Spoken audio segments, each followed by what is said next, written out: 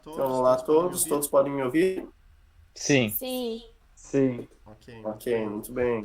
Então, hoje a aula vai ser sobre o futuro no inglês, utilizando o will e o be going to, e algumas conjunções, também outras palavras um pouquinho complicadas, mas eu acho que vocês já devem saber bastante, que é o although, though, even though, o despite e o in spite of, que são bem parecidos também, e o otherwise, também é bastante utilizado. Therefore seria portanto, não seria? Sim, todos são portanto. Hence, thus, therefore, so, then, então, portanto, por conseguinte, tem várias traduções. São todos parecidos, só muda a formalidade com que são usados. Entendi. Ok, então, vamos ver como é que se forma o futuro em inglês. Vocês pensam no futuro de vocês? Aham. Sei que sim. Então, se vocês pensarem em inglês, vocês têm que utilizar o will ou o be going to. Mas qual é a diferença entre eles? Alguém sabe me explicar? Seria um é futuro do presente e outro futuro do pretérito? Tá, mas o que isso quer dizer na prática, na hora de falar? Um vai se aplicar a algo que... Um vai ser mais possibilidade, né? Não sei se é bem isso. Dizendo assim, ó, Pode desenvolver mais essa ideia? eu acho que, por exemplo, assim, ó, I will make something. Eu vou fazer alguma coisa. Uhum. Já I will be going to, eu estarei indo, no caso. É uma coisa que é mais continuada, não é? Não, mas pode traduzir da mesma forma. Eu vou fazer tal coisa. Só que o be Ah, going to é tá. mais Eu acho que é mais qualificativo. informal e o outro é mais formal. O outro é informal e um é formal. Um é mais Tá. planejamento, que é o be going to. É uma forma mais planejada. Quando você planeja, senta para pensar como vou fazer tal coisa. Daí se utiliza o be going to. E se não se utiliza o will, que é coisas mais momentâneas, coisas que estão no futuro longínquo. Ah, um dia eu vou ser astronauta. Aí pode utilizar o will, porque não é uma coisa muito planejada. Will é uma coisa mais assim, tipo de desejos também. Ele pode significar desejos também, né? Como substantivo. Também. Então temos duas formas, o will na forma completa e na forma contraída. El, com somente GL. Daí eu vou seria I'll. Você vai, you'll. Ele vai, he'll. Daí essas formas que vocês já conhecem, que vimos nas contrações. Como é que fica nós vamos? Will. Will. Will. E eles vão? They will. They. Então, por exemplo, ele vai trabalhar, ou ele trabalhará durante a noite este mês. He will work during the night this month. Ok. Também, Cara, mas ele não tá tão longínquo, né? não. Às vezes fica um pouco vago também quando que se deve utilizar, mas a explicação básica é essa. Uma coisa é planejado, e o will é mais para desejo, como tu falou mesmo, ou coisas às vezes longínquos, coisas não planejadas também, que você decide na hora. Então não tem realmente muita diferença entre eles. Se cair na prova, qual é a diferença? Tem que colocar essa. Vai ter uma alternativa, provavelmente, eu posso substituir o will por o be going to nesse caso? Daí tem que analisar dessa forma. I think I will stay at home to study. Eu acho que eu vou ficar em casa para estudar. Ok. Daí tem o will not, se torna o won't. O will com a contração. O will também é um verbo modal. Ao contrário do be going to, que não é um verbo modal. Então, Louis won't come to the party. Então, como temos o will, o verbo não conjuga na terceira pessoa. Continua da forma no presente. Ele não vai vir à festa. Ou não virá à festa. I guess she won't remember to talk to him. Eu acho que ela não se lembrará de falar com ele. Então, é uma coisa... Se vocês estiverem na dúvida, utilizem o will. Essa é a minha recomendação para vocês. Mas se tiver uma coisa a ver com planejamento, daí é o be going to, é certo. É só ir nessa que vocês vão acertar. Então, aqui tem um detalhezinho. Situações que o will deve ser usado vão acontecer em um futuro não imediato, um futuro muito longínquo, mas também decisões tomadas na hora da fala, no futuro super imediato. Por exemplo, nesse primeiro exemplo, one day she will be a big painter. Um dia ela vai ser uma grande pintora. E o outro exemplo é we need more coffee. I will take it. Então é uma decisão que eu tomei no momento. Então eu vou fazer essa coisa. Então é um pouquinho complicado de entender. Eu acho que a melhor forma é desejos e decisões imediatas. Essa é a melhor forma de explicar o will. Eu vou comprar um novo carro, esse aqui é muito velho. Vocês entendem por que tem one aqui? Para não repetir a palavra carro. Vocês já se repararam nisso? This one. Não é esse um. Ou that one is still old. Mas o one eles usam pra muita coisa, na verdade, né, senhor? É realmente bastante coisa. Bastante coisa, mas nesse caso ele está repetindo o carro, para não repetir o carro, né? A palavra carro, eles estão usando dessa forma. Por exemplo, assim, numa frase, tá? I want that car. Daí a pessoa pergunta, né? Seria which one? Daí a pessoa that one. Mais ou menos isso, né? Muito bem, muito bom exemplo. Mas porque o que usaria como one no português? Porque tipo that one seria aquele aqui. Qual? Dependendo do qual? Aquele. Mas aquele carro. Qual carro? Pode se traduzir dessa forma. Qual carro? Sim. Aquele carro. That one. Para indicar todo momento, né? Which car? That car. Daí that one. E one pode ser utilizado para outras coisas também, mas não é bem o foco daqui, mas se vocês tiverem alguma dúvida relacionada a isso, é só trazer algum exemplo para a gente analisa a frase. Beleza.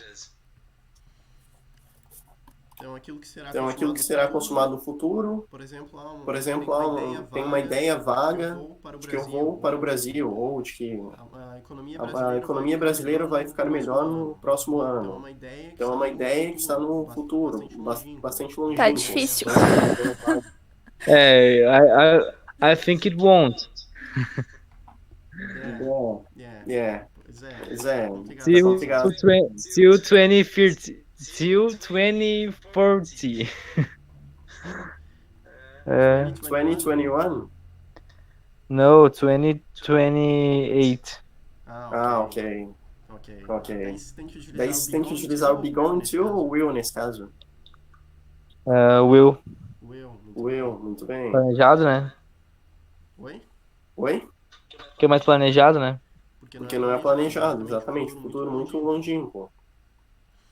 Então, para fazer um pedido também de uma forma muito educada, você poderia abrir a porta? Will you open the door, please? Daí temos o be going to. Então, ele é usado em situações que tem planejamento, daquilo que se vai fazer no futuro. Algo como vou realizar no português. Ok, então, por exemplo, temos uma frase. Eu vou chamá-la. Chamar ela para saber o que aconteceu. Ou vou ligar para ela também. Call pode ser, tem esses dois significados, ligar ou chamar.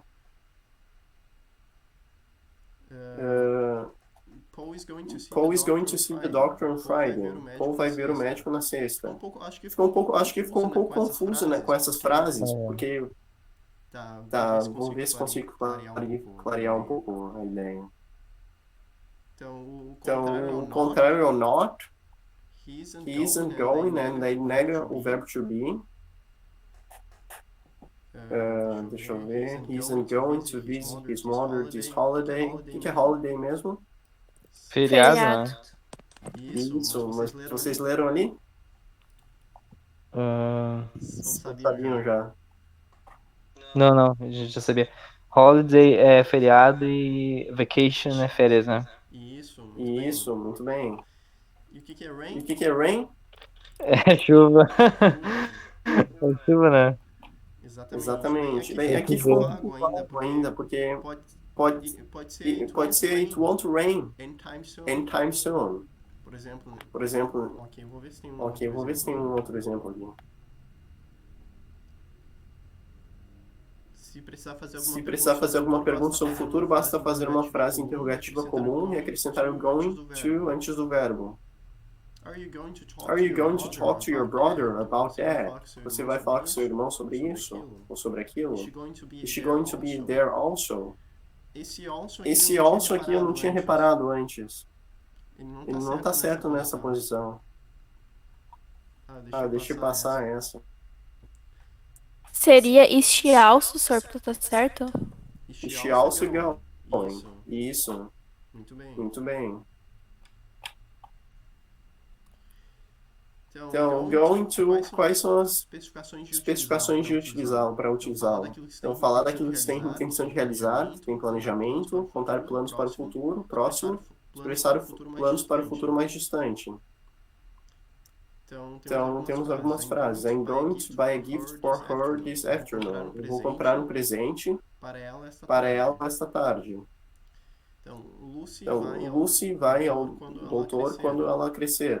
Não, vai ser médica, desculpe. Vai ser médica quando ela crescer. Mas ele não daria pra usar o will também? Também queria outro exemplo do will? Às vezes se mescla. É confuso mesmo, entendo. Eu uso mais o going to.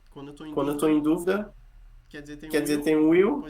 Pois é, essa é. Vocês me pegaram nessa agora. As explicações são bem parecidas. Quando usar o will e o be going to. Mas se tiver alguma dúvida, segue essa regra. Tipo, o will é para coisas do futuro próximo ou desejos. Futuro não imediato. E o be going to é para coisas planejadas. Se não for isso, fica um pouco confuso mesmo. Eu não acredito que haja uma regra mais além dessas que as confundem um pouco. Mas essa parte ficou clara, pelo menos? Aham. Sim, senhor. Ok. Então, quando tem going to, tem certo planejamento. Daí tem a citação de um certo período, numa semana, no mês, um ano, próxima semana, mês que vem, próximo ano, ano que vem, amanhã, depois, hoje. Então, é possível usar o will e o going to com o mesmo sentido, entretanto, quando algo já foi pensado previamente, acontecerá em breve. Prefiro usar o going to. Então, é a mesma daí a ideia do planejamento também. Se tivesse planejado já, usa o going to. Se não, usa o will. Ok? Ficou um pouco mais claro agora? Podemos passar para o próximo conteúdo? Ficou, senhor. Aham.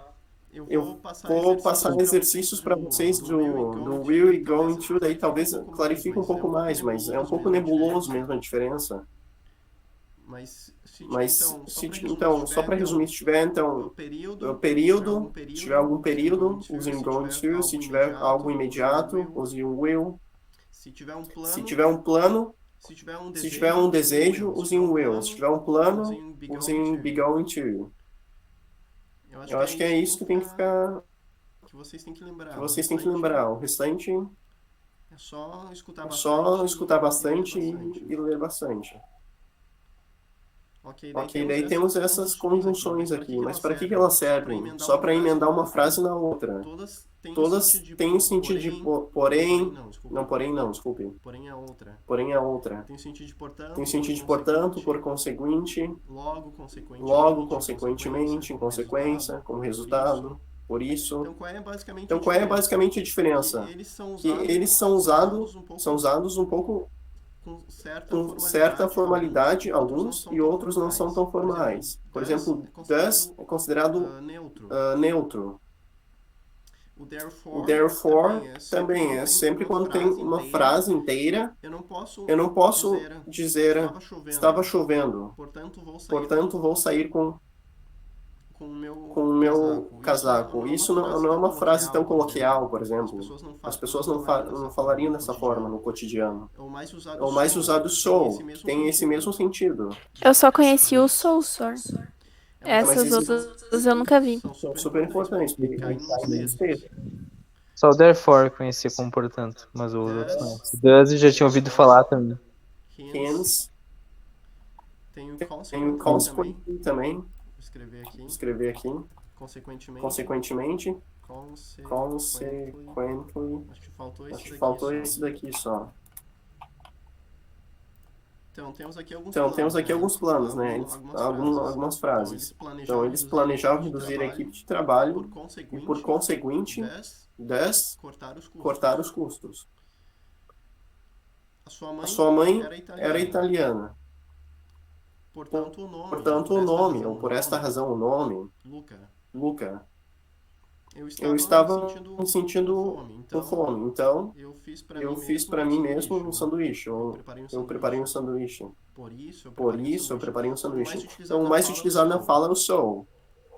Mas esses outros, ó, prestem bastante atenção também, que é super importante sabê-los, porque cai nos textos. Logo mais, a gente vai começar a ver, quando já tiver terminado essa parte mais da gramática, a gente vai começar a ver textos, daí vocês vão ver que does é bastante utilizado, therefore, hence, e o so é mais para coisas cotidianas.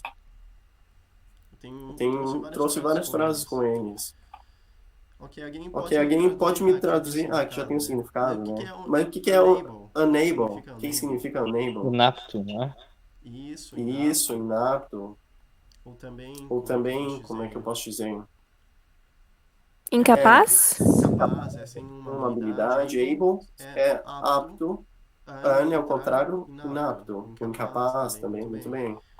Então, nós estávamos incapazes de angariar fundos, ou não conseguimos angariar fundos e, portanto, por conseguinte, tivemos que abandonar o projeto. Eu estava tão perdido que eu comprei ou eu trouxe. Qual que é o verbo aqui? Comprei. Como fica no presente? Vai. Isso, E o verbo trazer como fica no presente? Drink. No passado?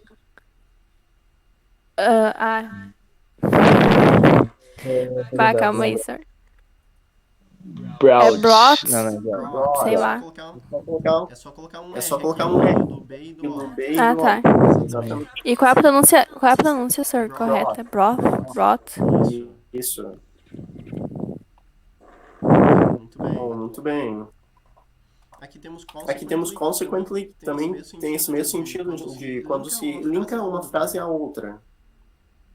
Isso representa uma ameaça à agricultura e à corrente de comida, a cadeia alimentar também. E, consequentemente, portanto, por conseguinte, a saúde humana.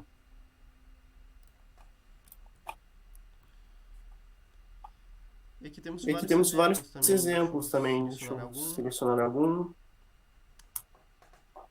O que significa rotten? Alguém sabe me dizer? É podre, né? Isso, muito bem. Então, eu acredito, eu acho que essas frutas estão podres. Portanto, elas não podem ser comidas. Aí uma pergunta, vocês fizeram no exercício da voz passiva? Alguém fez? Ainda não, eu vou fazer agora. Também, sir, não fiz ainda. E é importante porque não tem alternativa, daí tem que escrever a frase toda, para forçar um pouquinho mais. Ok, próxima, deixa eu ver. He had been working all day. Estava trabalhando, ele trabalhou o dia todo. Portanto, sua camisa está suja. Por essa razão, também pode ser sempre quando se linka uma coisa, uma frase a outra. Tem várias formas que pode traduzir. Ela me contou algo sobre um treasure, sobre um tesouro. Então eu mantive um segredo. Eu mantive em segredo. Isso aí. Temos aqui algumas frases. O que é huge mesmo? Hugh Jackman? Hugh Jackman. Largo, né? Imenso. Largo, enorme. O enorme também. Então, me fez um enorme favor.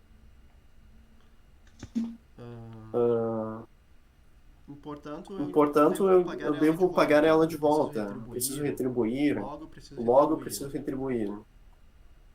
Eu penso, ou eu também acho, né? Pode ser traduzido dessa forma, mas nesse caso eu penso, portanto, eu sou. Ou logo eu existo, também dá pra ter essa tradução. Nossa, em inglês é mais legal. Qual? Em inglês é mais legal. A frase. Mas Pior, né? Fica mais legal, né? Aham, de tipo, o som assim, de falar, fica mais legal. Therefore I am. Therefore é uma palavra bonita, né, na real. Sim. É uma palavra bonita, na coisa therefore. Legal que vocês gostam. Hã? Legal que vocês gostam. Aham. Ok, e outra palavra que é phrasal verb. O que é running out? Saindo fora? Não. Tava acabando o dinheiro. Tá aí embaixo, né? Mas na prova não vai ter, pessoal. Tem que se preparar. É estar sem alguma coisa. Run out of something. Acabar dispensa, alguma coisa assim. Isso, estar sem alguma coisa. Ou também está acabando, pode ser uma tradução também. Eu estava sem dinheiro. Eu estava ficando sem dinheiro, meu dinheiro estava acabando. E, portanto, não podia bancar todas as despesas. Isso aí, por isso também. Por conseguinte, portanto. Ok? Is that clear? Is everything clear? So far? Tá tudo claro até agora? Sim, senhor. Ok, então vamos nessas palavrinhas bem legais, que são bem parecidas. Mas vocês já sabem, correto? Porque já vimos umas palavras bem parecidas com essas antes. Sim. Ok, como é que é esse primeiro então? Although. Apesar, né? Apesar de. Não, apesar, na verdade. Despite. E o spite of. Esse é o embora. Embora, é. E esse aqui como é que se pronuncia? Though. Isso, e esse aqui? Even though. Isso, muito bem. O que ele significa? Though é pensamento. Não. É porém. Com T. Porém, também. Embora. Com T no final, daí fica pensamento. Só colocar um T, daí vira thought. Uhum. Isso. Então aqui, qual é a diferença entre eles? Todos podem ser utilizados na mesma frase. E fazem sentido. Mas então qual é a diferença? O que eles significam? Pode ser traduzido como embora, porém. Só que o que varia também é o grau de formalidade. Though é bem informal. É mais utilizado na fala coloquial. E na escrita coloquial também. Se você vai escrever uma mensagem de texto para um amigo, pode utilizar o though. Já o although é mais para textos formais. Although we were all tired, we went to the quarry. Embora estivéssemos todos cansados, nós fomos à festa. Daí tem todos os outros. Though, even though. Então, o que significa o even though? Também quer dizer embora, porém. Só que é mais para mostrar uma ênfase. Aqui é usado mais para mostrar ênfase ao que está sendo dito ou escrito. Tipo um ainda que. Ainda que tem uma frase Ou apesar de. apesar de Despite. Ah, tá. Não, mas é que tipo. Mas eu acho que mesmo que. Ainda que. É o mesmo sentido, né? Semântico de embora. Ainda que. Uhum. Será que é? Eu teria que ver as possíveis traduções, mas parece que nesse caso faz sentido. Ainda que estivéssemos cansados, nós fomos à festa. Mesmo que estivéssemos cansados. Mas daí, apesar de, não pode ser porque tem um outro, que é o despite, e um despite of. Então, although, usamos um sujeito mais verbo. Embora choveu muito, nós gostamos, nós desfrutamos do nosso feriado. Eu não consegui o trabalho, eu não consegui o emprego, embora eu tenha todas as qualificações necessárias. Embora eu tivesse, porque está no passado. Então podemos utilizar o do como but, como mas, simplesmente, ou também no lugar do although. Eu não consegui um emprego, embora eu tenha todas as qualificações necessárias. Geralmente o do vem no início da frase. No inglês falado, né, no inglês coloquial, que as pessoas falam no dia a dia, e vem no final da frase. Como se as pessoas tivessem esquecido do but, né? Elas colocam do. Ah, eu ia te perguntar isso, só que, tipo, eu sempre, todas as vezes que eu vi o do, ou foi em final de frase. Isso, muito bem. Então, Como se pergunta agora. Essa questão de frase mais formal, frase menos formal, eles pedem, assim, vestibular e Enem, tipo, realmente, assim, porque, por exemplo, a gente não costuma realmente falar, portanto, em frases, contudo e tudo mais, mas não pode dizer que está errado eu usar portanto em frases, só vai ser estranho, mas tu não vai, quer dizer, digamos, no português ou então no inglês, tu não vai ter errado falando isso, né? Mas é um pouco inadequado. Soa estranho, soa inatural, porque, por exemplo, está chovendo, portanto vou fechar a janela. Mas então realmente eles cobram isso nos vestibulares mesmo. Essas palavras vão cair, os textos sempre vão aparecendo. Se vocês abrirem no jornal para ler, vai aparecer, nos textos da URSS provavelmente vão aparecer. Então eu realmente não posso considerar sinônimos. Qual o although, though, even though? Eles são sinônimos, mas tem algumas características que são diferentes. O though é mais coloquial, o although é um pouquinho mais formal e o even though tem essa ênfase. Entendi.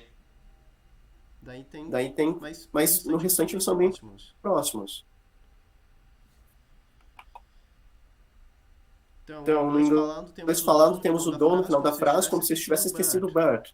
A casa não era muito bonita, mas eu gostei do jardim. Eu gosto do jardim. Então, em português não tem como traduzir de outra forma. A casa não estava bonita, eu gostei do jardim, mas... Não tem como traduzir. Mas é como se tivesse esquecido o but, coloca o do no final. Então, even though é uma forma mais enfática do although. Even though, embora eu estivesse cansado, eu não pude dormir. Então, mostra uma ênfase muito maior. Embora eu tivesse estudado muito para a prova, eu não fui aceito, eu não fui aprovado. Alguma coisa assim. Daí temos um in spite of e o despite. Os dois são apesar de. Então, apesar da chuva, nós gostamos ou desfrutamos nosso feriado. Deixa eu ver. Aí depois do in spite of, tem uma preposição ali. O verbo, quando vem depois de preposição, como é que ele fica? Vocês se lembram dessa regrinha? Não lembro. Daí vem com ing depois de preposição. Um dos primeiros exercícios que a gente fez, aí tinha que é gerúndio, né? No gerúndio, isso tinha vários. Aí eu sou bom em dançar. I'm good at dancing. Isso, daí depois do... Não é à toa que tem uma preposição antes, é porque depois deles o verbo vem no gerúndio. Então depois desse in spite of também vem com ing. Então não conseguiu o trabalho apesar de ter todas as qualificações necessárias. Deixa eu ver. Ela não estava bem, mas apesar disso, ela foi ao trabalho, ela foi trabalhar. Despite tem o mesmo uso que o in spite of, mas nunca leva o off. Pode também usar in spite of the fact, despite the fact.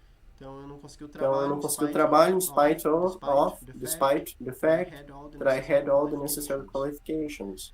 É isso aí, não tem mistério em relação a isso. É só saber ver na frase, saber identificar e saber o que está fazendo. Daí vai ter pergunta principalmente no vestibular da URGS, no Enem, faz um tempinho que eu não fiz a prova, não me lembro muito como é que é. Mas principalmente no vestibular vai ter uma pergunta formulando o seguinte, eu posso substituir in spite of por although? E daí o que vocês acham? Tem a mesma Não. Não. Mas despite sim. Despite sim, muito bem. Até o nomezinho é parecido. Uhum. Então temos outras frases aqui. Então, although, even though, in spite of, despite, são todos usados para linkar ou conectar duas ideias contrastantes, ou mostrar que um fato faz o outro fato surpreendente. Eles podem todos ser usados no início, no meio de uma frase. Então, apesar da chuva, nós gostamos do festival. Nós gostamos do festival apesar da chuva. Pode mudar a ordem, não tem problema algum. Aqui temos mais exemplos. O que é headache? Dor de cabeça. Isso, muito bem. Então, qual a tradução dessa frase aqui? Apesar de ter dor de cabeça, eu tive um ótimo aniversário. Isso, muito bem.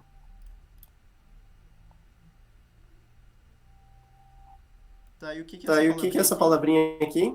O percurso? Percurso? O curso? É curso. Vendo o resto.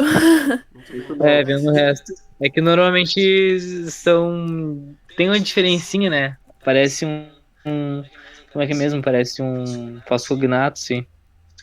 Curse. Isso, tem que cuidar bem com esses falsos cognatos. E se fosse curse, só tirar o O? Maldição. Gostou da curse da maldição? Ah, Fala totalmente diferente.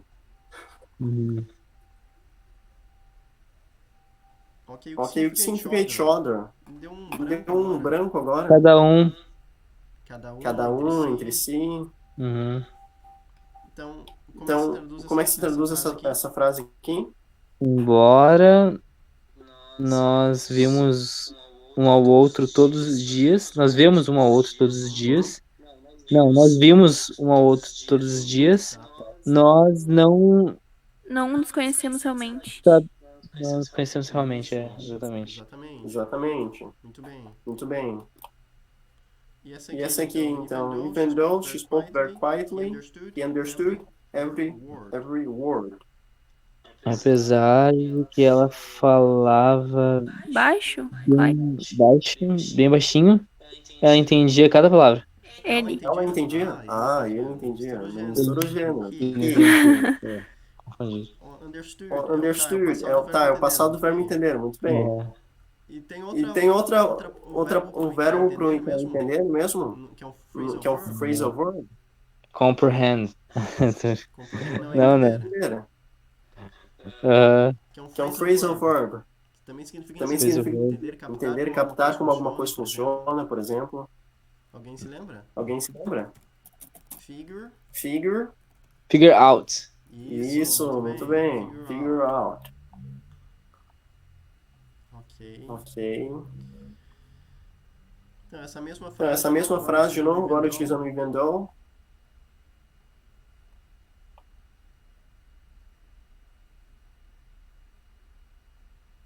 Então, essa aqui ele esperou décadas, esperou séculos. Eras, né? E de ser era. Também. Ele esperou eras. Mas a gente traduz mais como... a tradução seria era, muito bem. Só que a gente esperou séculos ou horas pela comida. E o garçom, embora, o garçom foi bastante gentil, bastante legal. Sor, na primeira frase ali, se, tipo, se tirasse o even e botasse o do pro final, ficaria correto igual? Tipo, she didn't get a job. She had all the necessary qualifications, though. Ficaria correto? Só que com não tem maior ênfase. Ah, tá, sim. Ou é só pra... com but.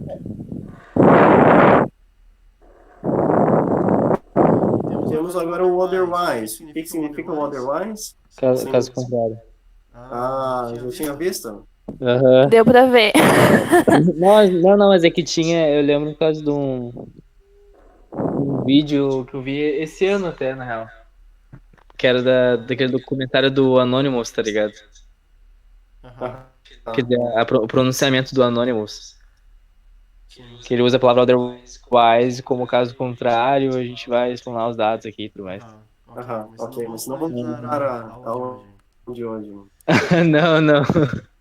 Não tem nada a ver. Então o que é ordem? Uma ordem? Não. É pedido? Isso é pedido. Não falta cognatos também.